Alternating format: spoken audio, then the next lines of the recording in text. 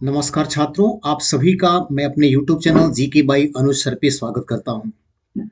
छात्रों, एक बार फिर से मैं आपके सामने हाजिर हूं आज कुछ महत्वपूर्ण ऑब्जेक्टिव को लेकर। और आज के जो महत्वपूर्ण ऑब्जेक्टिव हैं वो ज्योग्राफी से हैं। और ज्योग्राफी से आज मैं टोटल 30 क्वेश्चंस आपको कराने वाला हूं। लेकिन इस 30 क्वेश्चन से आपके किसी भी तरह से 100 क्वेश्चन तैयार होंगे, इसीलिए मैं चाहूंगा कि सारे प्रश्नों को आप जरूर देखें, एक क्वेश्चन को भी स्किप नहीं करेंगे। और यदि आपको वीडियो अच्छा लगे तो कमेंट करके मुझे जरूर अपनी राय देंगे कि आपको वीडियो कैसा लगा। साथ ही साथ चैनल पे अगर आप मेरे नए होंगे तो चैनल को आप सब्सक्राइब भी जरूर कर लेंगे। तो आइए हम बिना देरी किए आज के पहले प्रश्न को शुरू करें। वैसे मैं बताना चाहता हूं कि आज के जो प्रश्न है वो ज्योग्राफी से रिलेटेड है। और वो सारे क्वेश्चन जो है आपको लगभग अगर देखा जाए तो आपको लिथोस्फीयर से है, यानी स्थल मंडल से है। तो आज का जो पहला प्रश्न है आइए उसको देखें। पहला प्रश्न दिया गया है कि निम्न में कौन सुलेमित नहीं है। देखिए, पहला क्वेश्चन दिया गया है कि इसमें से कौन सुलेमित नहीं है, यानी मैचिंग किसका सही नहीं है। तो पहले जाने कि भाई ये सिपकिला, लिपुलेख, नाथुला या जोजिला जो दिया है वो क्या है सब। तो याद रखिएगा, ये सब भारत का दर्रा है। दर्रा का मतलब होता है पैसेज, यानी कि नेचुरल तरीके से कोई रास्ता बना हुआ हो, पैसेज कोई बना हो पर्वतों के बीच में, तो उसको हम कहते हैं दर्रा। ठीक है, प्राकृतिक रास्ता जो पर्वतों के बीच बना होता है उसको हम दर्रा कहते हैं। तो ऐसे दर्रे बहुत सारे आपको हिमालय में भी मिलेंगे और ऐसे दर्रे आपको बहुत सारे साउथ इंडिया के पर्वतों में भी मिलेंगे।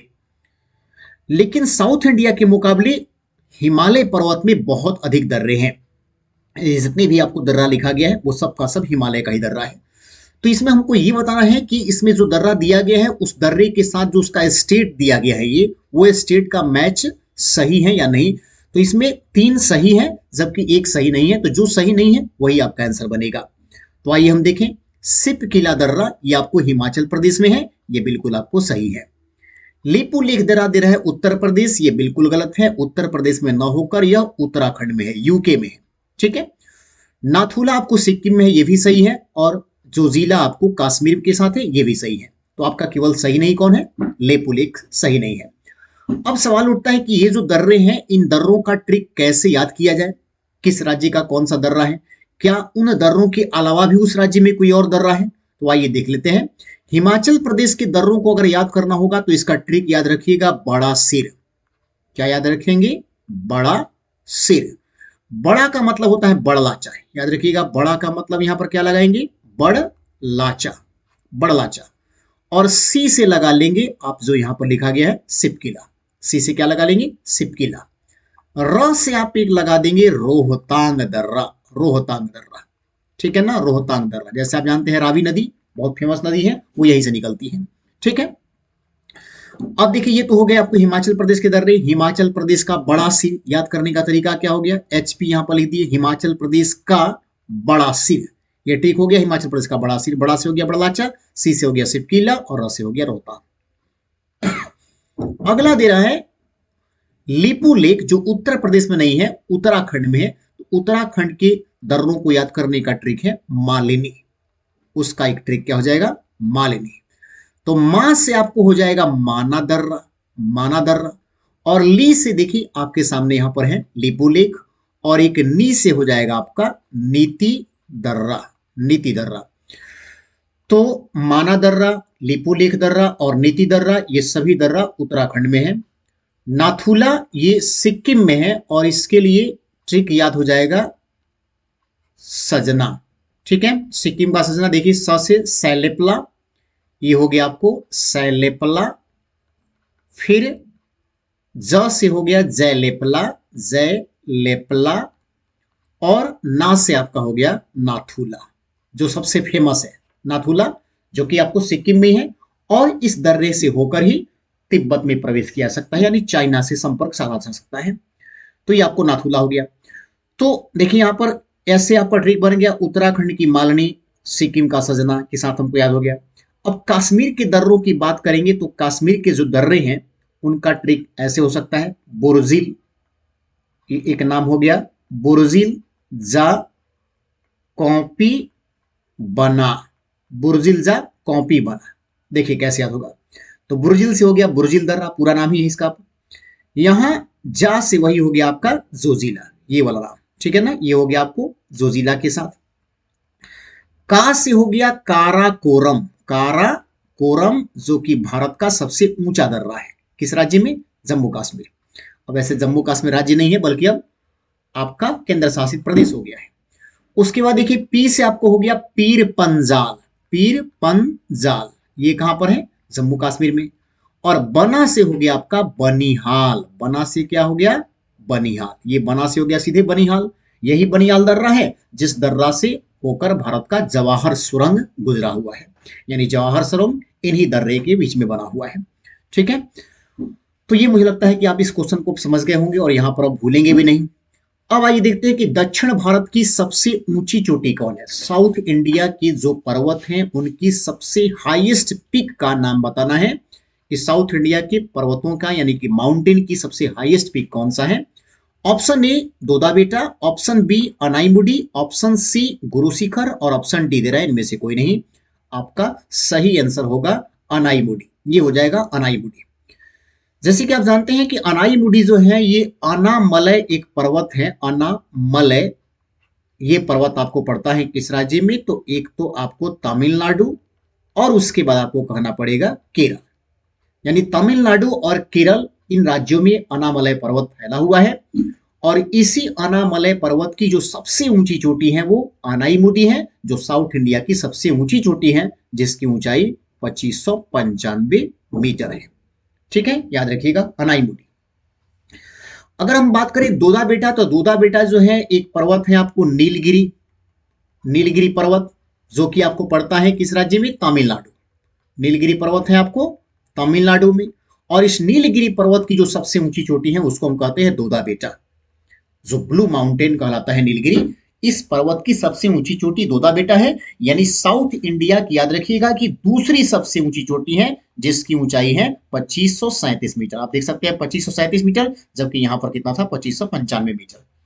तो ये आपको दूसरी सबसे ऊंची चोटी दोदा बेटा जो नीलगिरी पर्वत का है। और साउथ इंडिया की सबसे ऊंची चोटी जो है अनाईमुडी है जो अनामलय पर्वत का है। अगर बात करें हम गुरु शिखर की, तो गुरु शिखर जो है ये अरावली पर्वत की सबसे ऊंची चोटी है। अरावली पर्वत जो कि राजस्थान में है, ये दुनिया के सबसे पुराने पर्वतों में से एक है, यानी भारत का सबसे पुराना पर्वत अरावली ही है। तो इस पर्वत की सबसे ऊंची चोटी आपको गुरु शिखर है। इसी अरावली पर आपको माउंट आबू शहर बसा हुआ है, जहां पर दिलवाड़ा का मंदिर है जो जैन धर्म के लोगों का सबसे बड़ा मंदिर है। अब आइए हम अगले प्रश्न को देखें। अगला प्रश्न दे रहा है कि विश्व का सर्वोच्च सक्रिय ज्वालामुखी कौन सा है? विश्व का सर्वोच्च सक्रिय ज्वालामुखी कौन सा है, यानी एक्टिव वोल्केनो का नाम बताना है। दुनिया में सबसे हाईएस्ट जो है ये ज्वालामुखी जो है वो कौन सा है सबसे ऊंचाई पर, यानी हम सीधे कहेंगे सर्वोच्च यानी सबसे ऊंचा ज्वालामुखी कौन सा है। देखिए ऑप्शन ए में दे रहा है आपको, ऑप्शन ए में दे रहा है कोटोपैक्सी, ऑप्शन बी दे रहा है विश्वसीय, ऑप्शन सी रहा है मौना लोआ और ऑप्शन डी रहा है एटना। तो कोटोपैक्सी याद रखिएगा कि ये आपको इक्वेडोर में है। किस देश में है? इक्वेडोर। विश्वसीय जो है ये आपको इटली में है, इटली में है। और मौना लोआ ये जो आपका है मौना लोआ, ये वाला आपका यूएसए में है। यूएसए में एक बहुत ही फेमस जगह है हवाई द्वीप, इसी हवाई द्वीप पर है हवाई द्वीप जिसको प्रशांत महासागर का चौराहा भी कहा जाता है। तो यहां पर मौना लोआ है और एटना जो है ये भी आपको इटली में है। अगर ये देखा जाए तो ये सारी के सारी एक्टिव वोल्केनो ही है, लेकिन इसमें सबसे अधिक ऊंचाई पर स्थित है कौन सा? कोटोपैक्सी, यानी ये संसार का सबसे ऊंचा ज्वालामुखी है जो इक्वेडोर में है। अगर हम मौना लोआ की बात करें तो संसार का सबसे विशाल ज्वालामुखी यानी सबसे बड़ा ज्वालामुखी मौना लोआ है। तो यहां से आपको याद क्या करना है कि एक तो ऊंचाई का आपको याद रखना ही है कि सबसे ऊंचाई वाला कौन सा ज्वालामुखी यानी सबसे हाईएस्ट कौन सा ज्वालामुखी है ऊंचाई में, तो आपको क्या रखना है? कोटोपैक्सी, विश्व का सबसे ऊंचा ज्वालामुखी। लेकिन ये भी कोई कहे कि संसार का सबसे बड़ा ज्वालामुखी का नाम बताइए, तो आपको एक और क्वेश्चन याद रखना है कि वो आंसर क्या बनेगा? मौना लोआ, जो कि यूएसए के हवाई द्वीप में है। और हवाई द्वीप को हम प्रशांत महासागर का चौराहा कहते हैं। अब देखिए पूछा है कि भारत का सर्वोच्च पर्वत कौन है? भारत का सर्वोच्च पर्वत कौन है? ठीक है, यानी सबसे ऊंचा पर्वत कौन सा है? ए दे रहा है कंचनजंगा, याद रखिएगा ये कंचनजंगा पर्वत का नाम नहीं है, ये उस पर्वत की चोटी का नाम है कंचनजंगा। बी दे रहा है नंदा देवी, यह भी चोटी ही है, पीक है। पर्वत का, हिमालय पर्वत का सब आता है। सी हो गया गार्डविन ऑस्टिन, ये भी ऊंची चोटी का नाम है, और यहाँ तो खैर उपयुक्त में से कोई नहीं, इसका कोई मतलब नहीं है।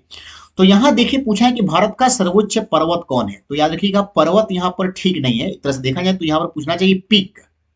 पीक यानी चोटी बताइए, या इसी को हम कह सकते हैं शिखर बताइए कि सबसे ऊंचा शिखर कौन है। तो देखिए आप ध्यान दीजिएगा, अगर हम बात करें संसार की सबसे ऊंची चोटी की, तो वो है आपको माउंट एवरेस्ट। सुने ही होंगे आप लोग, माउंट एवरेस्ट संसार की सबसे ऊंची चोटी, जो 8,850 मीटर है, और ये आपको पड़ता है किस देश में, नेपाल। 8,850 मीटर कहां पर, नेपाल में। माउंट एवरेस्ट दुनिया की सबसे ऊंची चोटी, इसका रैंक हो गया आपको फर्स्ट। किस मामले में, हाइट के मामले में। उसके बाद है आपको K2, जिसको हम गार्डविन ऑस्टिन भी कहते हैं, इसी को हम कहते हैं ऑस्टिन, यानी गार्डविन ऑस्टिन। अगर इसकी ऊंचाई देखिएगा तो इसका ऊंचाई है 8,611 मीटर, और ये आपको जो है यहां पर मैं लिख दे रहा हूं भारत। हालांकि मैं थोड़ा सा इसके बारे में बताऊंगा अभी, थोड़ा सा इसमें कुछ विवाद है, इसको लेकर मैं चर्चा भी करूंगा। ये हो गया आपको सेकंड। और तीसरा है आपको कंचनजंगा। कंचनजंगा जो कि 8,598 मीटर के साथ ये आपको भारत में ही है, भारत के सिक्किम में है, और इसका रैंक कौन सा हो गया, थर्ड। अब देखिए कहानी क्या है जो मैं बताने जा रहा हूं, उसको ध्यान समझिएगा तभी आप इसका जवाब दे पाइएगा। जैसे आपको पता है कि 1948 में भारत और पाकिस्तान के बीच जो हालात ठीक नहीं था, उस दरमियान ही भारत का कुछ हिस्सा पाकिस्तान ने अपने कब्जे में ले लिया, जिसको आज आप लोग कहते हैं POK, यानी पाक ऑक्युपाइड कश्मीर, यानी पाक अधिकृत कश्मीर। ये जो है UNO के चलते जो मामला फंस गया, और ये चला गया जो है पाकिस्तान के पास। अब देखिए इस POK की अगर बात करें तो POK वाले क्षेत्र में, POK वाले क्षेत्र में एक क्षेत्र पड़ता है आपको गिलगित। POK वाले क्षेत्र में एक क्षेत्र है आपका गिलगित, और इसी गिलगित में काराकोरम पर्वत की सबसे ऊंची चोटी है K2 गार्डविन ऑस्टिन।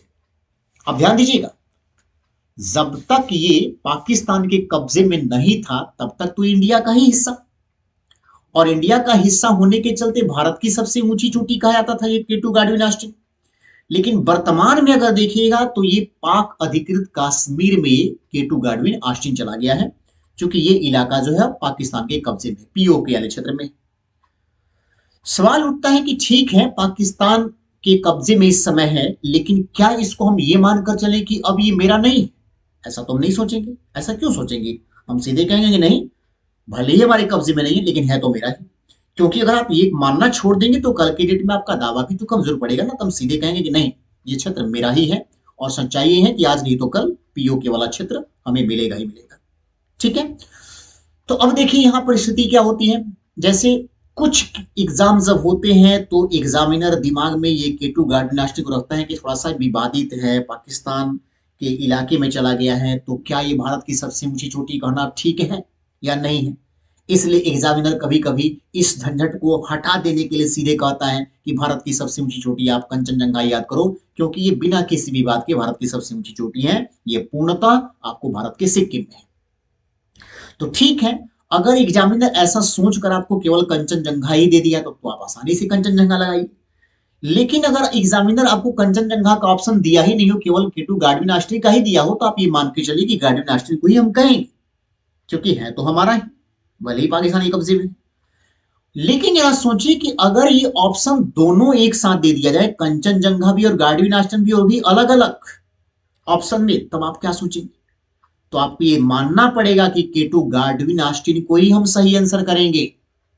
इसलिए करेंगे क्योंकि अगर आप कंचनजंगा करेंगे तो उस समय आपका आंसर गलत हो जाएगा। ये दोनों जानबूझकर एग्जामिनर देगा, ताकि वो आपको देखना चाहता है कि आप गार्डविन ऑस्टिन के बारे में क्या नजरिया रखते हैं। क्या ये मान के चलते हैं क्या वो मेरा नहीं है? तो ऐसा हम नहीं सोचेंगे। इसलिए ध्यान रखिएगा, हम सीधे क्या कहेंगे कि भारत की, चूंकि दोनों दे दिया है यहाँ पर अलग अलग ऑप्शनों में, इस स्थिति में आपको गार्डविन ऑस्टिन ही करना पड़ेगा। ये भारत की सबसे ऊंची चोटी है। ठीक है, अब आइए हम नेक्स्ट प्रश्न को देखें।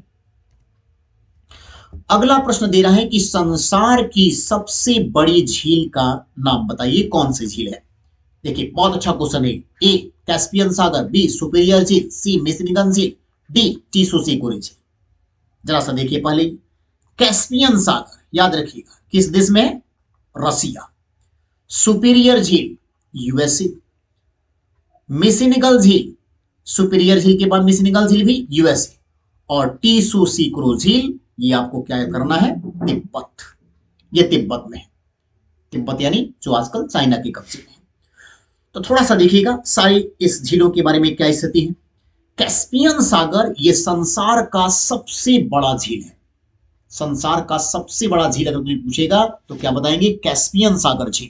इतना बड़ा ये झील है कि आज देखिए इसका नाम कैस्पियन झील नहीं, इतना बड़ा है कि इसको लोग सागर कहना शुरू कर दिए कि ये सागर की तरह है। हालांकि ये सागर है नहीं, झील ही है। कैस्पियन सागर झील ही है, लेकिन कैस्पियन सागर नाम में है, तो सागर के चक्कर में आपको नहीं पड़ना है, ये ध्यान रखना है कि ये झील है, संसार का सबसे बड़ा झील है, जिसका अगर आप देखिएगा कि कितना बड़ा है, इसका अगर टोटल क्षेत्रफल देखिएगा तो 2,71,000 वर्ग किलोमीटर। 2,71,000 वर्ग किलोमीटर के एरिया में फैला हुआ है। इतना बड़ा कोई झील नहीं। और ये पूरी तरह से खारे पानी का झील है। खारे पानी का मतलब कि इसका जल नमकीन है, इसमें NaCl की मात्रा है। क्योंकि जो झील होती है ना वो दो तरह की होती है, खारे पानी की और मीठे पानी की। तो ये खारे पानी का सबसे बड़ा झील है। उसके बाद देखिए अगर हम बात करें सुपीरियर झील की, तो सुपीरियर झील पूरे वर्ल्ड में मीठे पानी का सबसे बड़ा झील है। याद रखिएगा कैसा झील है ये? मीठे पानी का सबसे बड़ा झील। ये भी आपको याद रखना है। ये मीठे पानी का सबसे बड़ा झील पूछेगा तो क्या बताएंगे? सुपीरियर झील। खारे पानी का सबसे बड़ा कहेंगे तो कैस्पियन सागर। और सीधे अगर कहेंगे सबसे बड़ा झील बताइए तब भी आपका कैस्पियन सागर।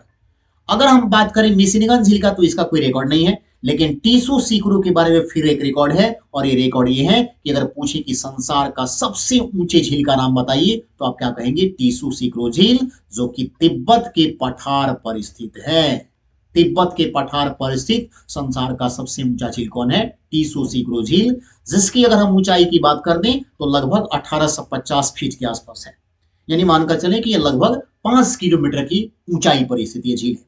तो संसार का ये सबसे ऊंचा झील हो गया टीसुसिक्रो झील। किस देश में? तिब्बत।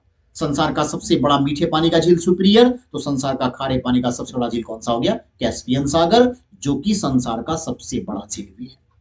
अब आइए देखते हैं आगे जो क्वेश्चन दिया है वो क्या है।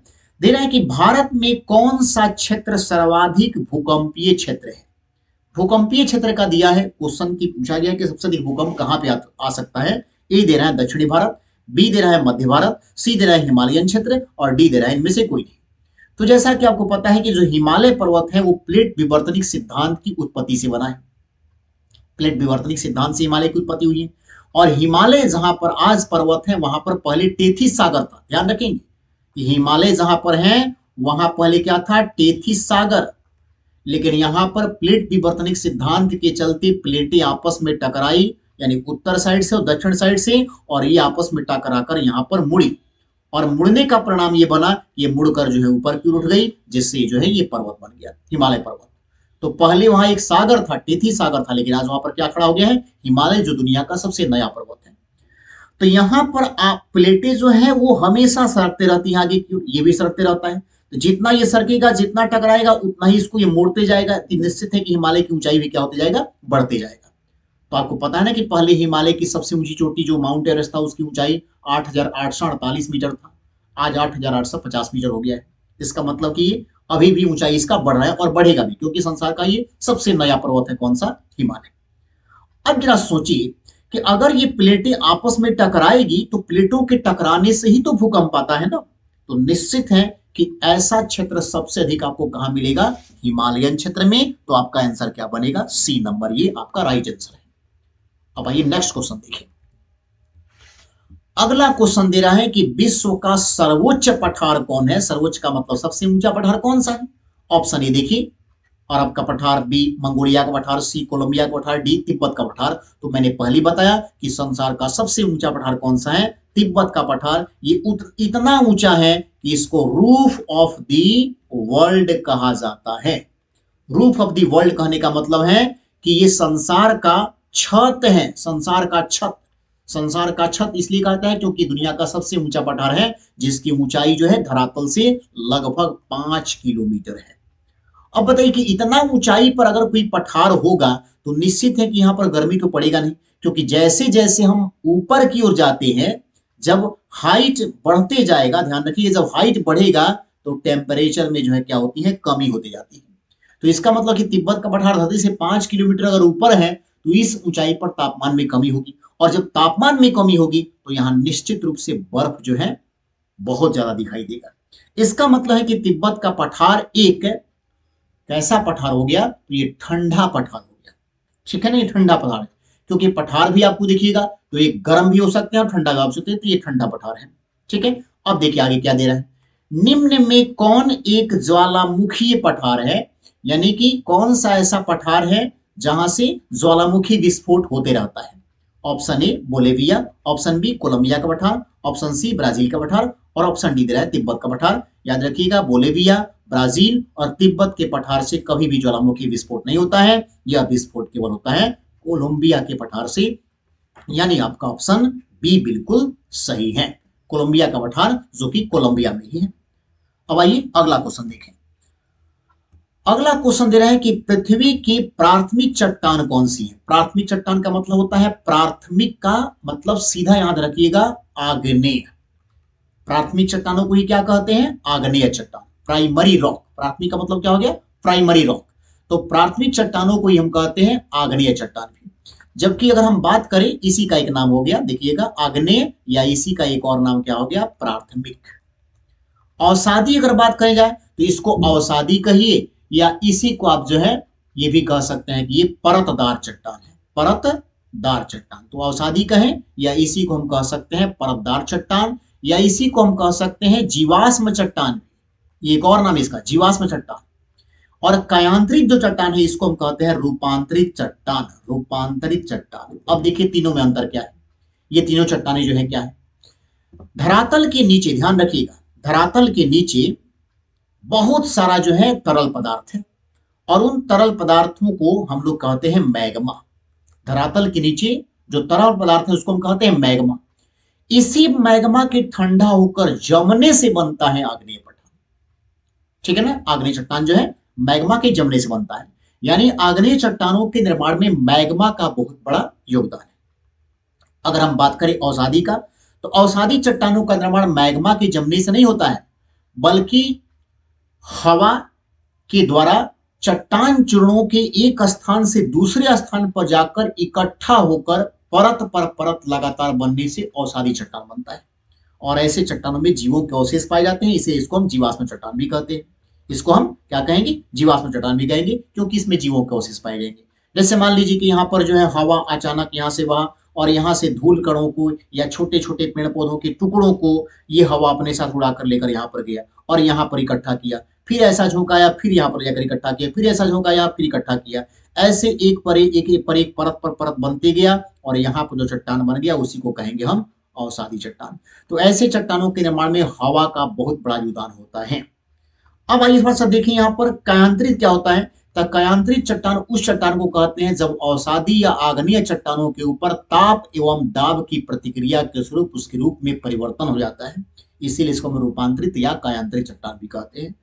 अब याद रखिएगा, इसको हम विस्तार पूर्वक जो है आपको जीकेआर जो चैनल है उस पर हम आपको पढ़ाए हुए, मेरा एक और भी चैनल है जीकेआर चैनल, वहां पे जाकर इस चीज को आप देख सकते हैं कि कैसे कैसे क्या होता है। अब आइए थोड़ा सा हम आगे बढ़े। यहां पर दे रहा है अगला क्वेश्चन, जैसे कि आप समझ गए होंगे कि इस क्वेश्चन का आंसर क्या बनेगा, प्राथमिक का बता दीजिए कि आग्नेय। अगला क्वेश्चन दे रहा है कि किस प्रकार के पर्वतों का विस्तार संसार में सबसे अधिक है। तो याद रखिएगा, पर्वत जो होते हैं ना वो चार टाइप के होते हैं। एक हो गया आपको बलित पर्वत, एक होता है आपको भ्रंशोत पर्वत, एक होता है ज्वालामुखी पर्वत, और एक और याद रखिएगा आप अपशिष्ट पर्वत। अपशिष्ट का मतलब होता है पुराना, ओल्ड, बचा खुचा भाग, जिसको आप कहते हैं कि जीर्ण शीर्ण अवस्था में जो पाया जाता हो, थोड़ा बहुत जो बचा बचा हुआ है उसी को हम कहेंगे अपशिष्ट। दुनिया के जितने पुराने पर्वत हैं उन सबको अपशिष्ट पर्वत में रखा जाता है, जैसे कि अरावली, इसी में आएगा आपको। अब जरा सोचिए, यहाँ पर मैं यहाँ पर क्या बात किया कि भ्रंशोत और वलित, ज्वालामुखी और अपशिष्ट, इसमें सबसे अधिक अगर कोई पर्वत है तो बलित पर्वत है, जो अवसादी चट्टानों के मुड़ने से जिन पर्वतों का निर्माण होता है उसको हम कहते हैं बलित या मुर्दार पर्वत। अवसादी चट्टानों के मुड़ने से जिन पर्वतों का निर्माण होता है उसको हम बलित पर्वत कहते हैं या मुर्दार पर्वत कहते हैं। बलित का मतलब ही होता है मुड़ना, तो इसको आप मुर्दार भी कह सकते हैं। और याद रखिएगा, संसार के अधिकांश पर्वत इसी कैटेगरी के हैं।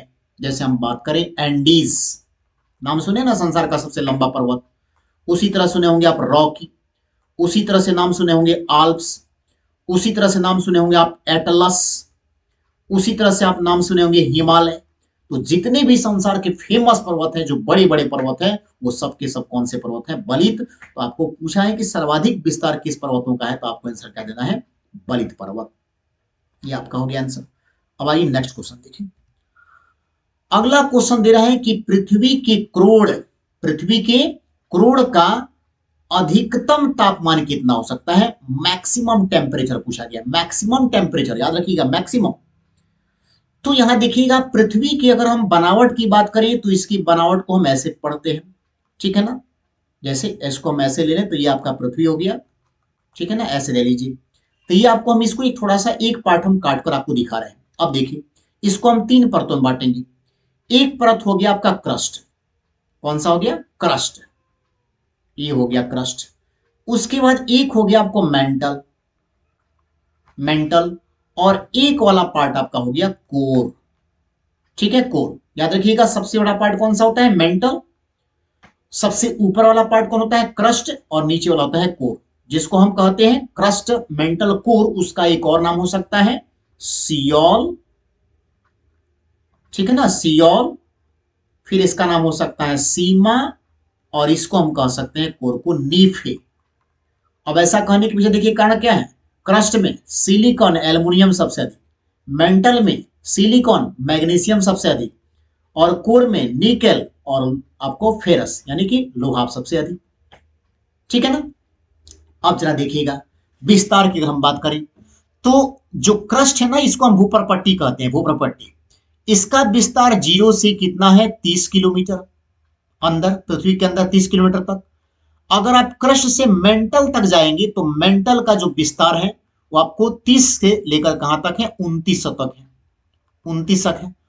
और फिर आपको जो है 29 से जब आगे बढ़ जाएंगे, मेंटल से आप नीचे जब जाएंगे, मेंटल वाले हिस्से से जब आप नीचे जाएंगे तो ये आपको हो जाएगा कोर। और कोर का विस्तार है कहां तक? तो 63-71 किलोमीटर, 63-71 किलोमीटर। तो अगर आप अनुमान लगाएंगे तो 29 से 63-71, ये 0 से 30 है और ये 30 से 29 है। इसका मतलब है सबसे बड़ा पार्ट कौन सा हो गया? मेंटल वाला पार्ट ही है, मेंटल वाला पार्ट है। अब ध्यान रखिएगा इस बात को कि जितना ही हम नीचे जाएंगे, पृथ्वी के अंदर जाएंगे, यानी कि सेंटर में जाएंगे, कोर में जाएंगे, मध्य में जाएंगे, उतना ही टेम्परेचर बढ़ेगा, क्योंकि इसका घनत्व भी बढ़ते जाता है। सेंटर में घनत्व सबसे अधिक होता है, और जितना हम गहराई में जाएंगे धरती के नीचे, उतना ही टेम्परेचर बढ़ेगा। इसका मतलब कि सबसे अधिक तापमान कहां पाया जाएगा? कोर में, क्योंकि कोर जो है ये सेंटर वाला हिस्सा है, सेंटर वाला हिस्सा है। अगर पृथ्वी को हम गोल मानकर चलें और इसका हम पार्ट किए तो इसका सेंटर ही ना होगा। तो यहां का तापमान, जो कोर का तापमान होता है, वो होता है 4400 डिग्री सेल्सियस से कहां तक? तो 6000 डिग्री सेल्सियस, 6000 डिग्री सेल्सियस। 4400 से कहां तक? 6000 डिग्री सेल्सियस। अब आप समझ सकते हैं कि 4400 से अगर 6000 है तो यहां पर क्या पूछा गया? मैक्सिमम कितना हो सकता है? तो ऑप्शन देखिए ना, ऑप्शन दे रहा है 3000। 3000 से तो ऊपर होता है, 4400 से स्टार्टिंग होता है, 4000, तो ये भी नहीं होगा। 5500, हाँ ये होगा, 5500 होता है, और 5900। अब मुझे बताइए कि मैक्सिमम कौन है? मैक्सिमम यही नहीं कहेंगे कि डी नंबर है, यानी कि तापमान कितना हो जाएगा? 5900 डिग्री सेल्सियस। वैसे भी याद रखिएगा कि क्रस्ट में जब आप जाएंगे ना नीचे गहराई की ओर, तो 32 मीटर की अगर आप गहराई पर जाएंगे, कितना? 32 मीटर की अगर आप गहराई पे जाएंगे नीचे, तो 1 डिग्री सेल्सियस तापमान बढ़ेगा। याद रखिएगा कितना बढ़ेगा? 1 डिग्री सेल्सियस। अब आइए अगला क्वेश्चन। मिनिकॉय और अमीन देवी द्वीप कौन से द्वीप समूह का हिस्सा है? मिनिकॉय और क्या? अमीन द्वीप। तो ध्यान रखिएगा, जैसे आपका ये भारत वाला हिस्सा हो गया, इधर आप जानते हैं कि अंडमान और निकोबार द्वीप समूह है, और यहां पर आपको लक्षद्वीप है, लक्षद्वीप है, बहुत सारे द्वीपों का समूह। ये वाला हिस्सा इधर देखिएगा तो ये है आपको अरब सागर, अरब सागर। और इधर जो है आपका वो है पूरब साइड में बंगाल की खाड़ी, बे ऑफ बंगाल, बंगाल की खाड़ी। और नीचे वाला जो हिस्सा है ये आपका हो गया हिंद महासागर, हिंद महासागर। अब देखिएगा जरा सा, तो लक्षद्वीप जो है बहुत सारे द्वीपों से मिलकर बना हुआ है। टोटल अगर देखिएगा लक्षद्वीप पर तो टोटल 36 द्वीप है। लक्षद्वीप में कितने द्वीप है? 36 द्वीप है, जहां पर मात्र 10 द्वीपों पर ही लोग रहते हैं, बाकी सब द्वीप बेकार है, लेकिन फिर भी सारा इंडिया के कब्जे में ही है। तो इन द्वीपों की अगर बात करें तो बहुत सारे द्वीप से न मिलकर बना है ये लक्षद्वीप। उन्हीं द्वीपों में से आपका एक है मिनिकॉय, अमीन दीवी, यहां तक कि जो लक्षद्वीप भी जो नाम पड़ा है ना इस द्वीप का, लक्षद्वीप भी एक द्वीप का नाम है। और इसकी जो राजधानी है कवारत्ती, वो भी एक द्वीप का ही नाम है, कवारत्ती द्वीप। लेकिन अब सवाल ये उठता है कि भाई तो डायरेक्ट क्वेश्चन ऐसे ही पूछे कि मिनिकॉय और अमीन द्वीप कौन से द्वीप समूह का हिस्सा है, तो ऑप्शन तो कहना नहीं पड़ेगा, क्योंकि आंसर सीधे आपको दिख रहा है कि लक्षद्वीप का होगा। अंडमान निकोबार का नहीं होगा, इंडोनेशिया का नहीं होगा, फिजी का नहीं होगा, ये आपका आंसर बनेगा लक्षद्वीप का। लेकिन आपको एक और क्वेश्चन क्या रखना है कि अगर कहें कि भारत के कब्जे में अरब सागर में स्थित, अरब भारत के कब्जे में अरब सागर में स्थित सबसे दक्षिणी द्वीप कौन सा है, अरब सागर में स्थित भारत का सबसे दक्षिणी द्वीप कौन है, तो आपको बताना है अमीन दीवी। आपको क्या बताना है? अमीन दीवी। ये क्वेश्चन भी आपको ध्यान रखना है, ठीक है ना। अब आइए रसा हम अगले क्वेश्चन की ओर बढ़े। अगला जो क्वेश्चन दे रहा है वो क्या कह रहा है कि भूपटल, भूपटल की औसत मोटाई कितनी है? भूपटल यानी कि यही क्या, क्रस्ट, क्रस्ट। और अभी बताया ना कि जो तीन परत है आपका, क्रस्ट, एक हो गया मेंटल और ये हो गया कोर। तो यहां देखिए ये आपका हो गया क्रस्ट वाला हिस्सा, ये क्रस्ट है। तो क्रस्ट का मोटाई कितना तक है? 30 किलोमीटर। अब 30 से जाइएगा यहां तक, ये वाले हिस्से में, इस हिस्से में जाइएगा तो ये हो गया आपको 2900, 2900 किलोमीटर। और यहां से यहां जाइएगा तो ये हो गया आपको कोर, कोर का मोटाई कितना हो गया? 6371 किलोमीटर। ये बीच वाला हो गया आपको मेंटल, ये हो गया मेंटल, और ये हो गया आपको कोर, ठीक है ना। तो ये किसके बारे में पूछा है? भूपटल। भूपटल का मतलब होता है भूपर पट्टी, यानी क्रस्ट को ही हम कहते हैं हिंदी में भूपटल। तो सबसे ऊपर वाला का पूछा है, तो सबसे ऊपर वाले की मोटाई कितनी होती है? 30 किलोमीटर, ये 30 किलोमीटर। तो देखेंगे ऐसा 30 किलोमीटर है कि नहीं। देखिए ऑप्शन ए में दे रहा है 26 किलोमीटर, ऑप्शन बी दे रहा है 28 किलोमीटर, ऑप्शन सी दे रहा है 32 किलोमीटर, और ऑप्शन डी दे रहा है कितना? 45 किलोमीटर। आपका सही आंसर हो जाएगा तब उस हालत में 32 किलोमीटर, 32 किलोमीटर। आप 32 किलोमीटर तक मानेंगे किसको? भूपटल का औसत मोटाई, ठीक है। अगला क्वेश्चन है कि पृथ्वी के क्रोड़ का अधिकतम तापमान कितना है? मुझे लगता है कि ये क्वेश्चन शायद रिपीट कर रहा है, क्योंकि इसके पहले मैं चर्चा कर चुका हूं कि क्रोड़ जो है पृथ्वी के का सबसे केंद्रीय भाग है, सबसे आंतरिक भाग है, सेंटर का भाग है। यहाँ पर घनत्व तो सबसे अधिक होगा, तो यहाँ पर निश्चित है कि टेम्परेचर भी सबसे अधिक होगा। और यहाँ का टेम्परेचर अगर हम बात करें तो अभी हमने बताया था कि यहाँ का टेम्परेचर होता है 44 डिग्री सेल्सियस से लेकर कहां तक? 6000 डिग्री सेल्सियस। तो मैक्सिमम पूछ रहे हैं तो आपका आंसर कौन सा जाएगा? डी नंबर, यानी 6900 डिग्री सेल्सियस। अब आइए अगला क्वेश्चन देखें। अगला जो क्वेश्चन दे रहा है वो क्वेश्चन पूछा गया कि संपूर्ण पृथ्वी का औसत घनत्व कितना है, यानी कि पृथ्वी का डेंसिटी आपको बताना है कि संपूर्ण पृथ्वी की डेंसिटी कितनी है। ऑप्शन ए देखिए 8.9 ग्राम प्रति centimetre cube, option B 5.5 gram centimetre cube, option C 4.02 gram प्रति सेंटीमीटर क्यूब, और डी दे रहा है कि इनमें से कोई नहीं। आपका सही आंसर बनेगा बी नंबर, क्योंकि पृथ्वी का जो घनत्व है वो 5.52 ग्राम प्रति सेंटीमीटर क्यूब है। और इतना घनत्व के साथ हम कहेंगे कि पृथ्वी के जो 8 ग्रह हैं उन सारे ग्रहों में सबसे अधिक डेंसिटी आपको किसका है? अर्थ का ही है, ये आपको ध्यान रखना है। सबसे अधिक डेंसिटी किसका है? अर्थ का है। सबसे कम डेंसिटी शनि का है। सर्वाधिक डेंसिटी वाला अगर कोई पूछेगा क्या बताएंगे? अर्थ कितना है? 5.52 ग्राम प्रति सेंटीमीटर क्यूब। तो आपका आंसर बी नंबर बनेगा। अब आइए अगला क्वेश्चन देखें। अगला क्वेश्चन दिया है कि पृथ्वी के ऊपरी परत, ऊपरी परत देखिए कितना क्वेश्चन रिपीट किया है। अभी जैसे मैंने बताया कि अगर हम पृथ्वी की ऊपरी परत की बात करें तो हम 3 परत में तो पहले इसको बांट ली। ये वाला हो गया क्या जी, क्रस्ट, ये हो गया क्रस्ट, ये हो गया आपको मेंटल, मेंटल, और ये हो गया आपको कोर। ठीक है, तो क्रस्ट के बारे में पूछा गया, ऊपरी परत का मतलब क्या हो गया, क्रस्ट।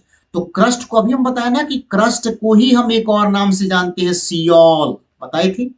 इसको हम एक और नाम से क्या जानते हैं, सियोल, इसको हम सियोल कहते हैं।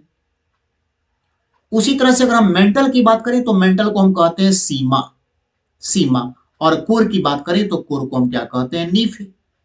तो यहां पर देखिए आप, सियोल कहने का मतलब है कि सिलिकॉन एल्युमिनियम, सीमा कहने का मतलब हो गया सिलिकॉन और मैग्नीशियम, हालांकि एमजी से मैग्नीशियम होता है, लेकिन यहाँ पर सीमा नाम अच्छा रखने के ऐसा हो गया है कि एमए किया गया, नहीं तो सिमगा थोड़ा सा नहीं लगेगा ना। नीफे यहाँ पर हो गया निकेल और फेरस।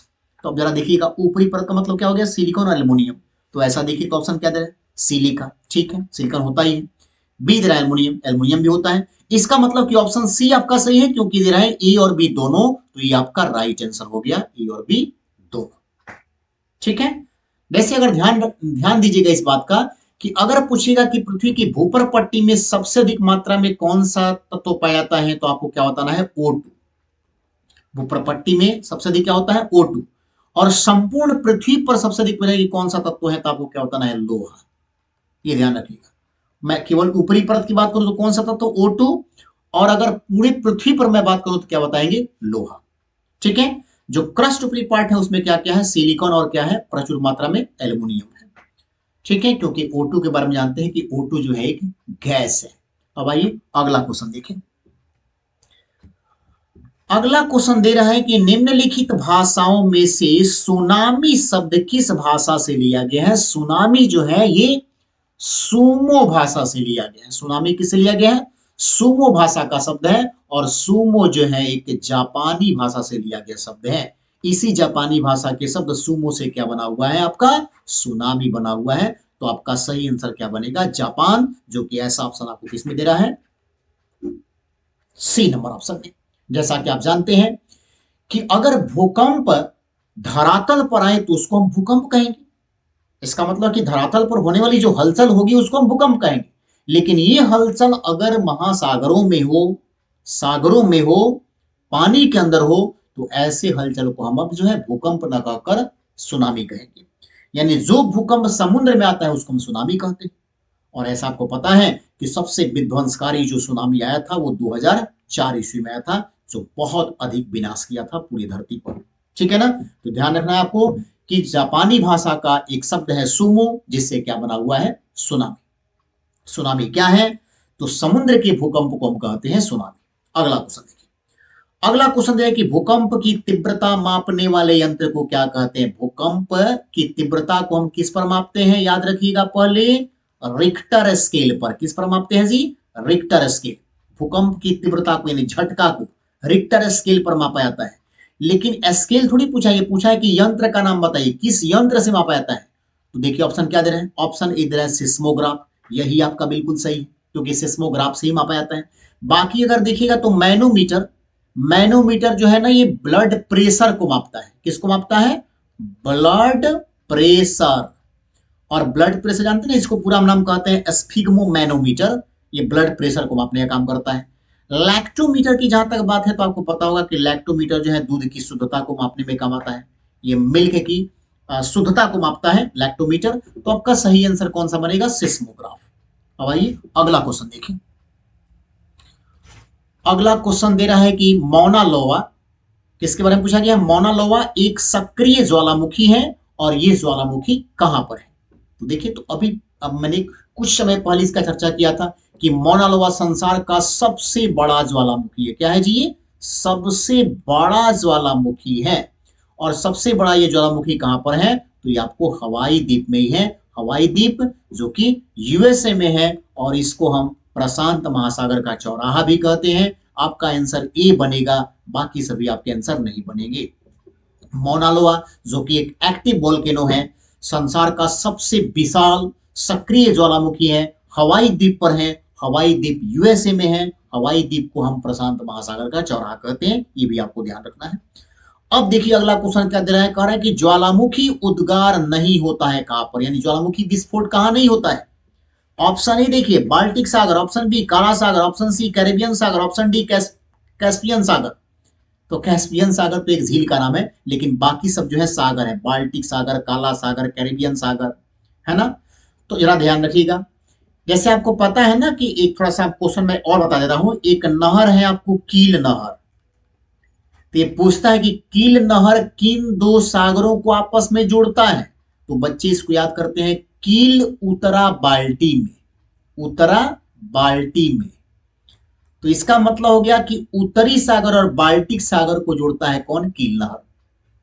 ठीक है ना। बाल्टिक सागर तो ये नहीं होगा, यहां भूकंप के झटके आते हैं, सॉरी ज्वालामुखी विस्फोट होता है। काला सागर, यहां भी ज्वालामुखी विस्फोट होता है। कैरिबियन सागर जो है, जो वेस्ट इंडीज के आसपास का इलाका है, यहां पर किसी भी तरह का ज्वालामुखी उद्गार नहीं होता है। आपका ऑप्शन क्या बनेगा, सी नंबर। यहाँ पे किस प्रकार का ज्वालामुखी विस्फोट नहीं होता है। ठीक है। वैसे आप जानते होंगे कि कील नहर के साथ साथ एक और नहर बड़ा पूछता है जी, स्वेज नहर। तो स्वेज नहर को आप ऐसे याद कीजिएगा, कभी भी आप नहीं भूल पाइएगा, बस यही आपको याद रखना है कि स्वेज नहर को कभी भी आपको भूलना नहीं है। क्योंकि अगर भूल भी जाएंगे ना तो इसी में आपका आंसर छुपा है। कैसे, तो भू से भूमध्य सागर और ल से लाल सागर। भूमध्य सागर और लाल सागर को कौन जोड़ता है, स्वेज नहर। इसलिए स्वेज नहर को मत भूलो, और अगर भूल भी गए तो भूल से ही आपका आंसर बन गया, भू से भूमध्य सागर, ल से लाल सागर।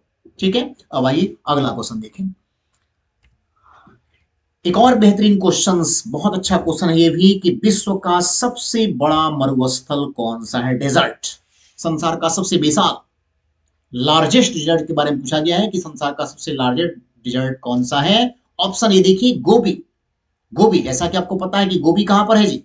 गोबी एक मरुस्थल है जो कि मंगोलिया में पड़ता है, मंगोलिया, मध्य एशिया। और ये इतना बड़ा है कि इसको एशिया का सहारा कहा जाता है गोबी को। ये भी क्वेश्चन आपको ध्यान रखना है।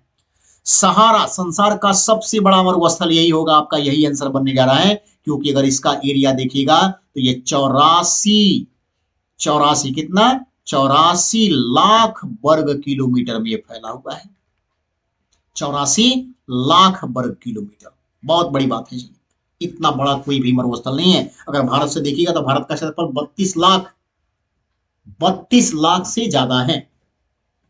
लेकिन यहां पर देखिए 84, इसका मतलब कि भारत के दोगुने से भी अधिक बड़ा सहारा मरुस्थल है। गोभी 10 लाख के आसपास है।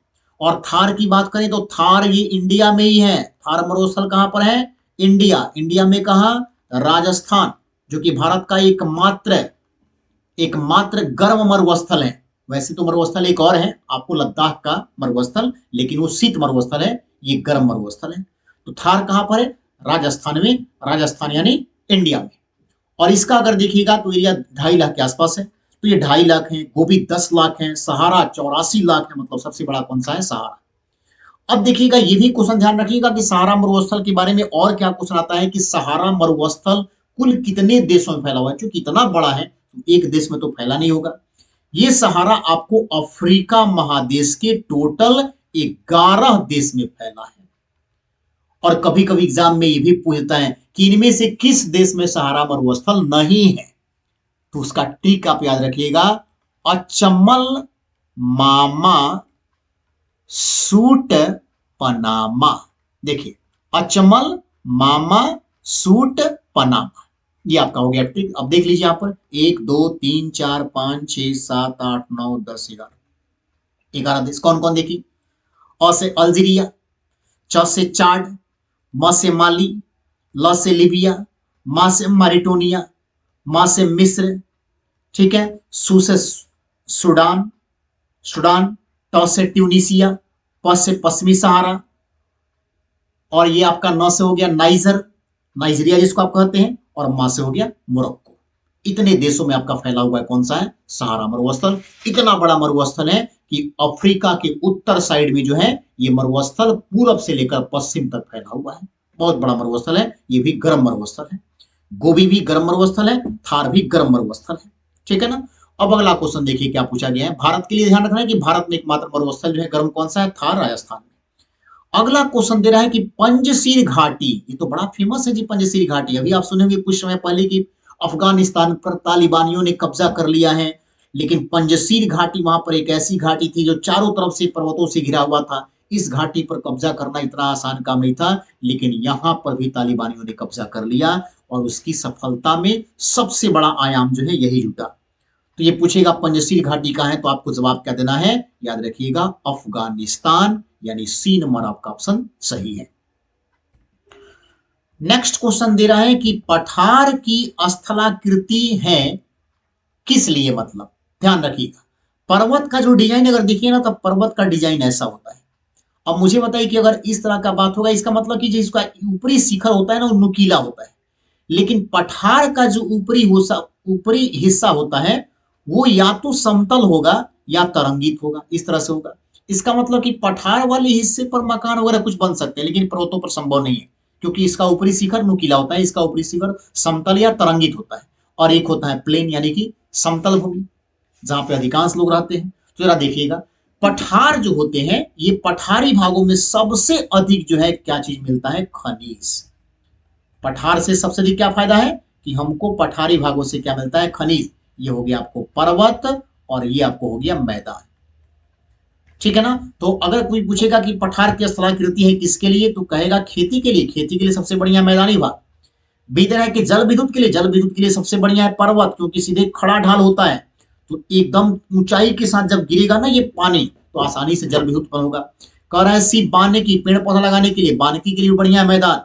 ये हो गया देखिए खनन यानी खनिज के लिए, जमीन खोदकर जो है कोई ना कोई खनिज निकालने के लिए, यानी आपका C number option sorry D number option आपका सबसे बेहतर है। अगला क्वेश्चन देखिए, गोबी का मरुस्थल। अभी हम बताए कि गोबी का मरुस्थल कहां पर है, मंगोलिया, जो कि मध्य एशिया में पड़ता है। और इस मंगोलिया में स्थित जो गोबी है, वो हम कहेंगे कि एशिया महादेश का ये सबसे बड़ा मरुस्थल है, इसीलिए इसको एशिया का सहारा मरुस्थल कहते हैं गोबी को, जो कि गर्म मरुस्थल है। ठीक है, तो ये आपका आंसर क्या बनेगा, ए नंबर। अब देखिए अगला क्वेश्चन। अगला क्वेश्चन दे रहा है कि निम्न में सबसे पुरानी पर्वत श्रृंखला कौन सी है, सबसे पुरानी। ए ऑप्शन हिमालय, मैंने बताया कि हिमालय दुनिया का सबसे नया पर्वत है, एकदम न्यू है ये, न्यू माउंटेन, इससे नया तो कोई है ही नहीं। अभी हिमालय बिल्कुल हम कहेंगे नवजात शिशु है, जो पर डे वृद्धि कर रहा है। विंध्याचल, ये विंध्याचल पुराने पर्वतों में ये भी नहीं है। अरावली देखिए यहाँ पर ऑप्शन सी, जो कि बिल्कुल परफेक्ट है। मैंने पहले ही बताया कि भारत का सबसे पुराना पर्वत कौन सा है, अरावली, जिसको हम अपशिष्ट पर्वत कहते हैं। अपशिष्ट का मतलब बचा हुआ भाग। ये जो है आपको मुख्यतः किस राज्य में आता है, राजस्थान। इसी अरावली पर्वत पर माउंट आबू जो है शहर है, जो कि दिलवाड़ा का मंदिर यहाँ पर स्थित है। तो याद रखिएगा अरावली ये भारत का सबसे पुराना पर्वत। इसी अरावली पर्वत से आपको पता है कि एक नदी निकलती है, लूनी और साबरमती। ये भी ध्यान रखना है, ये क्वेश्चन भी आपको ध्यान रखना है कि लूनी और साबरमती नदियां कहाँ निकलती हैं, अरावली पर्वत से। इसी साबरमती नदी के नाम पर महात्मा गांधी ने अपने आश्रम का नाम साबरमती आश्रम रखा था, और इसी साबरमती नदी के किनारे ही अहमदाबाद शहर भी बसा हुआ है। अगर हम बात करें तो नीलगिरी, नीलगिरी भी पुराना नहीं है जितना अरावली पुराना है, तो आपका सही आंसर क्या बनेगा, अरावली पर्वत। अब देखिए आगे क्या दर है, तिब्बत के पठार का समुद्र तल से ऊंचाई कितना है। तो ये तो चर्चा मैं पहले ही कर चुका हूं कि तिब्बत के पठार की ऊंचाई अगर समुद्र तल से देखेगा तो लगभग कितना है, 5 किलोमीटर। तो आपका ऐसा देखिए ऑप्शन किस में है, ए में 2 दे रहा है जो कि गलत है, बी में 3 दे रहा है गलत है, सी दे रहा है कितना, 5 किलोमीटर। ये आपका एकदम परफेक्ट है, ये आपका सही है। अब आइए अगला क्वेश्चन देखें। अगला क्वेश्चन दे रहा है कि विश्व की सबसे लंबी पर्वत श्रृंखला का नाम बताइए। लंबी पर्वत श्रृंखला, याद रखिएगा विश्व की सबसे लंबी पर्वत के बारे में जब भी पूछा जाएगा तो जैसे देखिए ऑप्शन क्या दे रहा है, हिमालय, आप दे रहा है कि आल्प्स, सी में दे रहा है एंडीज, और डी में दे रहा है इनमें से कोई नहीं। आपका सही आंसर बनेगा एंडीज। ये संसार का सबसे लंबा पर्वत है, जिसकी लंबाई है 7,000 किलोमीटर। ठीक है ना, इसका लंबाई कितना है, 7,000 किलोमीटर। यहाँ पर लिख दिया हम, 7 के का मतलब कितना हो गया, 7,000 किलोमीटर। एंडीज पर्वत की लंबाई हो गया 7,000 किलोमीटर, बहुत लंबा पर्वत है। और एंडीज पर्वत आपको कहां पड़ता है, दक्षिणी अमेरिका में। हिमालय की अगर बात करें तो हिमालय की लंबाई 7,000 किलोमीटर नहीं है, बल्कि आपको 2500 ही है, 2500 किलोमीटर। लेकिन ये जरूर है कि ये संसार का सबसे नया पर्वत है। और आल्प्स जो है ये आपको पड़ता है यूरोप महादेश में। इसकी अगर हम जो है लंबाई की बात करें तो ये लंबाई में हिमालय से भी कम है। ठीक है, तो सबसे लंबा पर्वत कौन सा होगा? एंडीज। अगर पर्वतों की बात की जाए तो एक रॉकी पर्वत उत्तरी अमेरिका में है, एटलस अफ्रीका में है, ग्रेट डिवाइडिंग रेंज ऑस्ट्रेलिया में है, एंडीज दक्षिणी अमेरिका में है, हिमालय एशिया में है। ये सारे पर्वत हैं, और जितने भी पर्वत है ना, सबके सब मुर्दार या बलित पर्वत ही। अगला कह रहा है कि निम्न में सबसे पुरानी पर्वत श्रृंखला कौन सी? देखिए एक बार फिर से यही क्वेश्चन आ गया, सबसे पुरानी पर्वत श्रृंखला, ये चर्चा मैं कर चुका हूं। क्या होगा इसका आंसर? अरावली। ठीक है, अब देखिए अगला क्वेश्चन क्या दे रहा है। अगला क्वेश्चन दे रहा है कि निम्नलिखित में से कौन सा एक बाल्टिक राज्य का हिस्सा नहीं है? बाल्टिक राज्य कहिए या बाल्टिक देश कहिए, कौन नहीं है? तो देखिए बाल्टिक देश का मतलब यह कि बाल्टिक सागर के आसपास जो देश है ना, उनको हम कहते हैं बाल्टिक देश या बाल्टिक राज्य। क्या बोलते हैं हम ये बोले कि बाल्टिक सागर के आसपास के जो देश हैं या जो राज्य हैं, उनको हम कहते हैं बाल्टिक देश। और बाल्टिक देशों के ट्रिक को बहुत आसानी से याद कर सकते हैं। इसको याद करने के लिए आप ट्रिक क्या अपना लीजिएगा? ए लाली। क्या याद करेंगे? ए लाली। देखिए ये हो गया आपका। ए लाली से क्या हो गया? ए से हो गया एस्टोनिया। ए से क्या हो गया? एस्टोनिया। ला से हो गया लाटविया, और ली से हो गया लिथुआनिया। इसका मतलब कि बाल्टिक देश में ये तीनों है। ए लाली कितना आसानी से याद हो जाएगा? एस्टोनिया, लाटविया और लिथुआनिया। इसका मतलब कि कौन नहीं है? तो बेलारूस ये हिस्सा नहीं है, और यही आपका राइट आंसर है, क्योंकि पूछा कि कौन नहीं। अगला क्वेश्चन दे रहा है कि व्हाइट पर्वत पाए जाते हैं किस देश में? याद रखिएगा, व्हाइट पर्वत उत्तरी अमेरिका के हैम्पशायर में जो है, यहाँ पर ये पर्वत मिलते हैं उजले कलर के। तो ये आपका आंसर क्या बनेगा? यूएसए, यानी कि ऑप्शन ए ही आपका बिल्कुल सही है। तो ये रहे आज के महत्वपूर्ण कुछ प्रश्न जो ज्योग्राफी से रिलेटेड थे। मैं आशा करता हूँ कि आपको ये वीडियो अच्छा लगा होगा। वीडियो अगर अच्छा लगा है तो आप वीडियो को शेयर करना नहीं भूलिएगा, और यदि आप मेरे चैनल पर नए होंगे तो चैनल को सब्सक्राइब भी कर लीजिएगा। धन्यवाद।